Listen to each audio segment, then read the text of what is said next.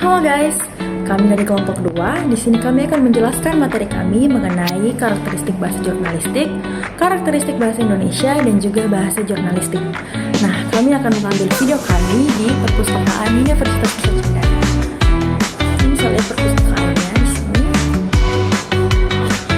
Jadi kelompok kami itu ada yang pertama sendiri, kemudian ada teman saya, kemudian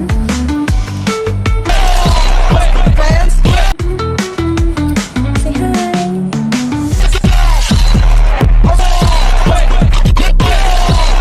and the last one, ini member kita yang paling terakhir. Say hello. Baik, saya akan menjelaskan mengenai karakter bahasa jurnalistik. Nah, bahasa jurnalistik ini mempunyai peran penting dalam penyampaian informasi. Nah, jadi sebuah karya jurnalistik tidak hanya berhasil ketika adanya perlengkapan informasi, tetapi juga pada cara bahasa yang digunakan untuk menjangkau pembaca secara efektif. Oleh karena itu, bahasa jurnalistik memiliki karakteristik yang khas dan membedanya dari ragam bahasa lainnya. Nah, jadi ada 17 karakteristik dari bahasa jurnalistik. Yang pertama itu sederhana, yang kedua yaitu singkat, yang ketiga itu padat, yang keempat itu lugas, yang kelima itu jelas, yang keenam itu jernih, yang ketujuh itu menarik, yang kedelapan itu demokratis, dan yang kesembilan itu populis. Yang ke-10, logika segala sesuatu yang terkandung dalam suatu kata, istilah, kalimat atau paragraf jurnalistik harus dapat diterima, tidak bertentangan dengan akal sehat, dan harus mencerminkan nalar. Yang ke-11, tata bahasa semua kata, istilah, atau kalimat yang digunakan dan dipilih dalam bahasa jurnalistik harus sesuai dengan kaidah tata bahasa norma atau ejaan diperpanjang. Yang ke-12, hindari kata-kata lisan. Yang ke-13, hindari kata dan istilah asing dalam berita atau pemberitaan. Yang ke-14, pemilihan kata yang benar artinya. Yang ke-15, lebih menyukai kalimat aktif. Dan yang ke-16, menggunakan bahasa yang sederhana, mudah dipahami, dan enak dibaca. Serta yang ke-17, tunduk pada kode etik jurnalistik. Selanjutnya saya akan menjelaskan mengenai karakteristik dari bahasa Indonesia. Bahasa Indonesia merupakan bahasa resmi yang digunakan oleh negara Republik Indonesia sebagai alat untuk berkomunikasi di tengah keberagaman budaya dan juga bahasa yang dimiliki oleh mereka. Nah, karakteristik utama dari bahasa Indonesia yang pertama ada baku dan berstandar. Bahasa Indonesia memiliki aturan yang tertuang dalam EYD dan juga KBBI atau Kamus Besar Bahasa Indonesia. Hal ini menjamin konsistensi dalam penggunaan bahasa dan juga penulisan, terutama dalam ranah formal seperti media, pemerintahan, dan juga pendidikan. Yang kedua ada fleksibel dan adaptif.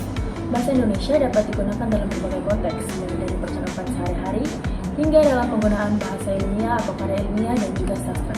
Hal ini berarti bahasa Indonesia dapat kita gunakan dalam keadaan formal maupun non-formal. Yang ketiga ada komunikatif dan demokratis. Bahasa Indonesia dirancang agar mudah dipahami dan juga digunakan oleh semua kalangan yang ada di Indonesia. Jadi karakteristik bahasa Indonesia yang keempat itu ada lugas dan efisien. Jadi dalam konteks tertentu, misalnya seorang jurnalistik atau seorang ilmiah, bahasa Indonesia cenderung menghindari kata-kata yang sangat bertele-tele.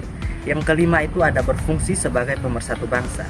Jadi sejak pada Sumpah Pemuda tahun 1928, bahasa Indonesia menjadi simbol persatuan dan identitas nasional. Yang keenam itu kaya makna dan nuansa. Jadi bahasa Indonesia itu dapat digunakan untuk menyampaikan emosi, nilai budaya, dan ekspresi artistik terutama dalam karya sastra.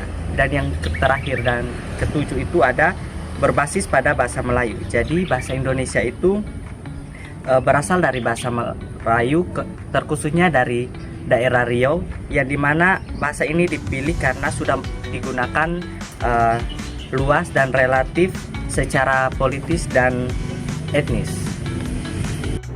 Bahasa jurnalistik. Bahasa jurnalistik atau biasa disebut dengan bahasa pers merupakan salah satu ragam bahasa yang kreatif di samping terdapat ragam bahasa lainnya.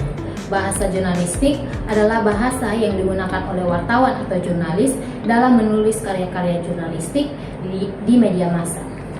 Bahasa jurnalistik memiliki karakter yang berbeda-beda berdasarkan jenis tulisan apa yang akan diberitakan. Karakteristik bahasa jurnalistik dipengaruhi oleh banyak hal terkait dengan penentuan masalah, jenis tulisan, pembagian tulisan, dan sumber atau bahasa tulisan. Namun demikian, bahasa jurnalistik tidak boleh meninggalkan kaidah yang dimiliki oleh ragam bahasa Indonesia baku dalam hal pemakaian kosakata, struktur sintaksis, dan wacana. Nah, berdasarkan penjelasan sebelumnya, perlu kita sadari bahwa bahasa jurnalistik itu punya ciri khas, yaitu menarik, singkat, padat, dan tegas. Nah, selain itu, dalam perkembangan zaman, gaya tulisan jurnalistik ini seringkali mengikuti perkembangan gaya penulisan dari masa ke masa. Nah, ada satu gaya yang menjadi ciri khas dari gaya penulisan jurnalistik ini yang disebut dengan gaya selingkuh. Nah, gaya selingkuh ini seringkali tidak mengikuti kaidah bahasa yang berlaku pada umumnya. Nah, di contohnya kita bisa melihat kata mempercayai yang sebagian besar orang gunakan sebagai kata yang berlaku secara umum. Nah, dalam gaya selingkuh, kata mempercayai ini punya bentuk lain, yaitu mempercayai tanpa huruf P.